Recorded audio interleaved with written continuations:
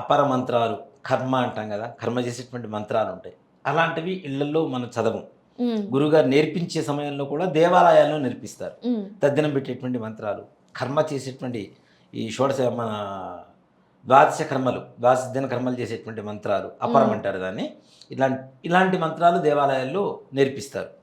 అవి ఇంట్లో చదవకూడదు కాబట్టి. అవును. అంతేకాకుండా ఈ గరుడ పురాణం అనేటువంటిది గుళ్ళల్లోనే చదవాలి అనేటువంటిది మాత్రం ఎక్కడా లేదు. చక్కగా ఇంట్లో చదువుకోవచ్చు. ఇలాంటి అపోహని పోగొట్టాలి అనేటువంటిది నేను చాలా ప్రయత్నాలు చేస్తూనే ఉన్నా. హ్మ్.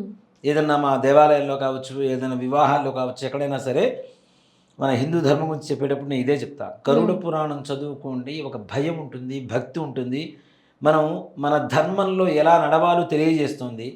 దయచేసి దాన్ని ఇంట్లో పెట్టకూడదనేటువంటి అపోహ నుంచి బయటికి రండి. దేవాలయంలోనే చదువుకోవాలి, లేదంటే ఎవరైనా చనిపోయినప్పుడు మాత్రమే చదువుకోవాలి అనేటువంటి అపోహ నుంచి బయటికి రండి అని చెప్పి నేను చాలా ప్రయత్నాలు చేస్తూనే ఉన్నా.